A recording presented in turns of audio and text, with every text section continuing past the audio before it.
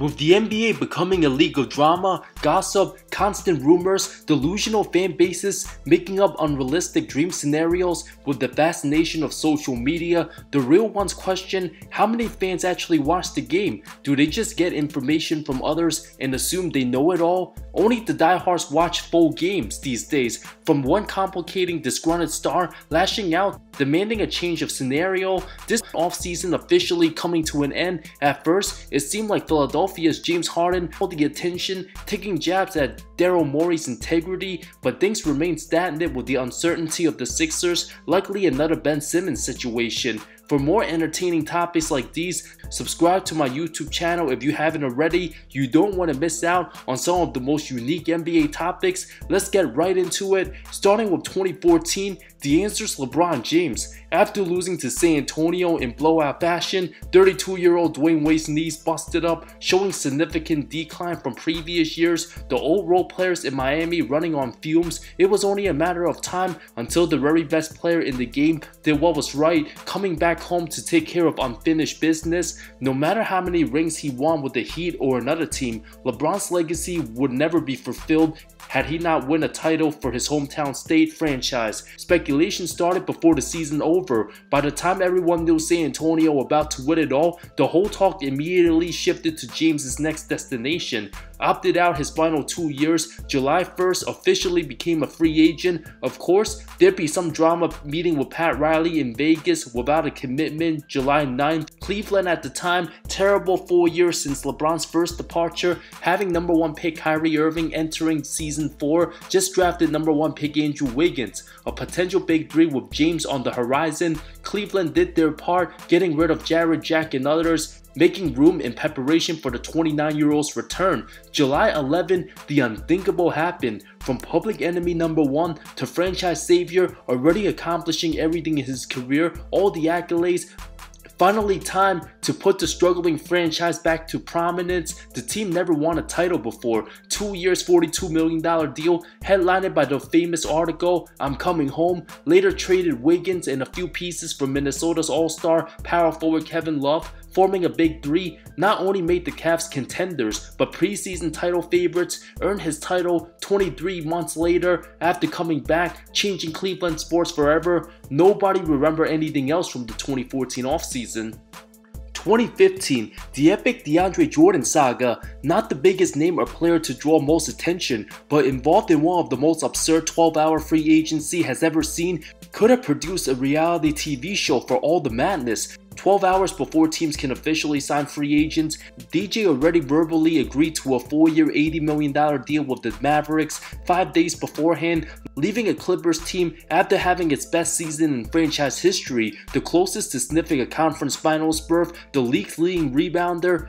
But by noon, the day before the official signings, the Clippers fought back, begging for DJ to renounce his decision. The Clippers and Mavs never faced off in a playoff series before 2020, but absolutely competed in the Summer Series Jordan sweepstakes, telling coach Doc Rivers he'll have second thoughts. Players had to cut their vacation short. Cuban arrived to Houston, so did Chandler Parsons. But then Clippers JJ Redick, who lived in Austin, joined the party. Blake Griffin responded with 3 emojis, and CP3 last seen on the banana boat with LeBron and Wade on his way too, and the old Paul Pierce posted a spaceship emoji, while assistant Mike Woodson the swimming emoji. In the rise of the social media era, members of the Clippers joined DJ at his house in Houston. Things broke the internet when Blake Griffin posted a chair blocking the door, leaving Jordan hostage, locking out any outsiders. DJ ignoring texts from the Mavs. Many view it as the Clippers basically kidnapping Jordan, forcing him on house arrest before making sure DJ doesn't leave until he signs the contract. Posted by Paul Pierce, lowballing Mark Cuban at the highest level. Fueling all the love from teammates, signed 4 years $88 to return on the contending Clippers, ended up becoming an all-star the following season, made All-NBA first team. Although the Clips didn't achieve their goal, DJ ended up the last to leave amongst CP3 and Blake, became beloved by stars around the league. A journeyman later on, made his way to Denver after winning himself a championship 2023, one of the craziest offseason stories you'll ever hear. 2016, Kevin Durant, shocking decision to join the 73-win Warriors, became the most hated athlete overnight, hearts broken, 4th of July ruined. The most unbearable NBA summer in recent times. Many even forgot about the rumors hearing Tim Duncan retiring a few hours after, which was officially announced 4 days later. Possibly the most insane offseason decision. The combinations of bad contracts given to below average players forgotten. KD posted on the Players Tribune. Everybody knew it was over for the rest of the league. Golden State guaranteed to win extra championships. Many fans completely stopped watching the NBA, already knowing the results before season started. Teaming up with MVP Steph, All-Star Clay, All-Star Draymond, the team that knocked him off after blowing a 3-1 lead, to joining them after failing to beat them, signed 2 years $54, arguably forming the best NBA team ever assembled, going 16-1 2017 playoffs. Golden State likely would have won 3 straight had Durant not went down 2019. Everybody had a reaction about KD's shocking decision. Many still haven't forgiven him. 2017, Kyrie Irving, a decision that still paints a negative image, went from one of the most beloved stars to disliked overnight. James and Kyrie appear to have the Eastern Conference on lock for years for a team that just made the finals, losing to all-time great Golden State. Cleveland's Big Three played some of its best basketball together, arguably better than the 2016 squad as a whole, wanting to play in a situation where he could become more of a focal point, not wanting to play second fiddle to James. The news broke out of nowhere in July, even LeBron and his crew caught off guard by the decision, Cleveland being a 3-time regaining Eastern Conference champ. Kyrie, a player who hasn't excelled playing without LeBron on a bad team. Perhaps Irving, anticipating LeBron to leave Cleveland after 2018, wanted to get out first. Many view Kyrie as crazy to not wanting to play with the game's most premier player. Took a month for Irving to finally get his wish, but not the team he wanted to commit to long-term, Boston. Cleveland getting ripped off with the diminished Isaiah Thomas, 2 of the best teams in the same conference, making a deal almost unheard of. Ended up poorly for both squads. Next 6 seasons will be filled with more Kyrie drama, endless rumors, but seems to remain put in Dallas post 2023 for now. Many thank Kyrie for stealing the offseason show, otherwise it would have went to the controversial extroverted LeVar Ball, talking crazy. Magic, what he was doing, he finna pass the torch to Lonzo. Lonzo finna step over him and be the best guard ever. Before Lonzo even stepped foot in the NBA, plus the big baller brand, LeVar's name mentioned more than many NBA superstars all of 2017. 2018, LeBron James again. Many saw the writing in the wall after carrying his team all the way to the finals, did everything in his power to ball out. Sunday night, the 1st of July, officially announced his decision to join the Los Angeles Lakers, the most fascinating team to cover last few decades. Perfect team, perfect player, match made in heaven for all the media talking heads. The biggest name in one of the most storied franchises, 4 years, 154. Many conflicted about the decision. Laker fans hesitant to accept him due to many past heated debates late 2000s and early 2010s. But the late great Kobe Bryant welcomed him with open arms. Cleveland all of a sudden became irrelevant. Many already talking about the Lakers' young lottery picks getting traded for better players. Constant outside noise. Lakers talked about every day in every sports talk show imaginable, whether they're contending or missing the playoffs. One of the most forgotten stories, summer 2018,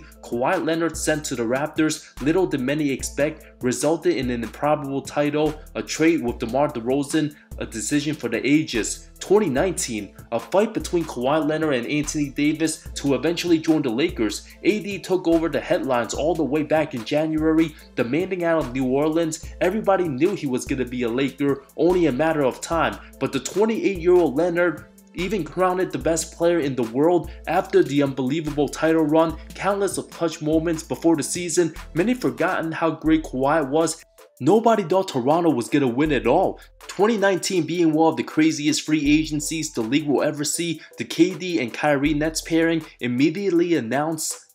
Jimmy Butler to the Heat, one of the most impactful, got lost in the mix. Even Kemba to the Celtics shocked the world. June 30th, the start date. Kawhi, being his quiet self, was gonna do things his way. Millions searching for answers. For over a week straight, the Raptors, Lakers, and Clippers Three-team race intensified. Even the so-called experts had different answers. Woj getting dreads from impatient fans. Everybody glued to their phones, absolutely locked in, praying their next notification to be the Kawhi news. Felt like an eternity. A lot of fake journalists exposed, caught their one-week moment of fame, claiming to have all the answers. Woj and Shams' reputations even questioned. If one of them was caught on the street, some fans might have even threatened them to demand answers. A total media clout circus, lies on lies on lies. Lakers Twitter tried to force Kawhi to join their team. Even NFL's Chris Carter claimed to have insight. The media's impatience already talked as much Kawhi free agency's decision back in early July rather than focus on Leonard's performance in the NBA Finals. Of course, finally announced July 6, almost 2 AM Vegas time. The night of the earthquake, heard from LA to Vegas. Summer League games also felt. The same time, Paul George from the Thunder traded to the Clippers out of nowhere. Nobody expected or predicted this outcome. Leonard secretly recruiting Paul George all along, nothing leaked out, all the noise, just speculations and lies, exposing who the true journalists really were, made the Clippers the slight favorites to win the 2020 title before the bubble collapse. There hasn't been another offseason anywhere close to as crazy as the Kawhi decision, making everybody lose their minds. 2020, shortest offseason due to the pandemic, 2 months from the Heat Lakers finals to starting the season Christmas Day. The winner? James Harden. For a superstar who's been pretty loyal to Houston, many thought he retired there. Still one of the best players, the 30-year-old proved to be one of the most durable players, coming off averages of nearly 34, 7, and 8, 8 seasons in, still without a finals appearance in H-Town, playoff exits and disappointments. The Beard had his doubts. After Daryl Morey stepped down from his position October 15, things escalated, fueling a culture shift. Owner Tillman Fertitta lied about neither him or Westbrook going anywhere. Philly then one of the teams interested in Harden. Russ demanded a trade November 11. Harden then wanted to go to Brooklyn, turned down an extension. Westbrook eventually traded for John Wall, who Harden had zero intentions playing with, from behaving erratically to Harden delaying his arrival to training camp for a week, to partying with rapper Lil Baby, to Harden acting like a big baby, and having the name Rick Ross trending. Preseason vibes, body shame for his massive weight gain, officially stole the offseason show, forced himself out of town. January 12 postgame versus the Lakers said this. We're just not good enough. The situation is crazy. You know, it's something that I don't think can be fixed. A day later, got his wish, traded to the Nets, all of a sudden lost all his body fat. How'd that happen? Forming one of the biggest failed absolute travesty super teams all time, Harden's attitude 3 years later remains the same, searching for another new team, overshadowing Chris Paul's trade to the Suns. 2021, the pathetic Ben Simmons, constant backlash after the embarrassing playoff meltdown versus Atlanta, especially Game 7, a collapse for the ages, from near superstar status to unplayable scrub, from scoreless fourth quarters, scared to shoot the damn ball, an all-time terrible 15 of 45 from the line in the semis. No chance Simmons will remain in Philadelphia much longer after that colossal of a travesty. The easiest target to make fun of, accused of using mental health as an excuse for the disgustingly piss-poor performances when Doc Rivers' address wasn't sure whether Simmons could be the point guard of the team's future. Everybody's sick of his off-season improvement talk, to not participating in the Tokyo Games for Australia. When announced Simmons won't even report to training camp, intends to never play another game for the franchise again, having 4 years, 147 left in his undeserving contract, eventually showed up to practice, still on the roster, of course disengaged, suspended for detrimental conduct, and B even said he hasn't spoken to him. Simmons then said he's not mentally fit to play, eventually dealt to the Nets after Harden's one-year affair. Both franchises moved on from unhappy big-namers. Simmons yet to make an impact in Brooklyn. An embarrassing 2023 season, has become an irrelevant name unless proven otherwise, overshadowing talks of Russell Westbrook trade to the Lakers that same offseason. 2022, the answer might shock you. It's the one and only Danny Ainge. After nearly 20 years as GM for Boston, known for the bold moves and unforgiving decisions to former players, shortly after being hired December 2021, Named CEO of basketball ops, his first big move hiring new head coach Will Hardy, former assistant for the Celtics, with the team suffering a disappointing first-round exit. The Mitchell-Gobert days outnumbered, even overshadowing Durant's trade demands, which got nowhere until the second half of the season. 6 days before, after getting rid of Royce O'Neal, the famous Brian Windhorst breakdown. What do you care about Royce O'Neal? Why does that matter? Why would the Jazz do that? Why would the Jazz, who have 2 stars on their roster, take a player who's one of their starters and best defensive players and trade him in a salary dumping move? Why would they do that? To open up space to try to land Kevin? No. Part of a 3-team trade? You say, why did Quinn Snyder walk away from that job? Many lost their minds. What's going on in Utah? Because what else happened that first year that Brad Stevens got hired? Danny Ainge traded Kevin Garnett and Paul Pierce To the Brooklyn Nets. So that trade, that Royce Young trade yesterday, Okay. was a very strange trade. Finesse the hell out of the Timberwolves, treating $205 million Rudy Gobert for a ridiculous 4 first-round draft picks, a swap, solid role players Pat Beverly, Malik Beasley, Jared Vanderbilt, and Leandro Bolmaro.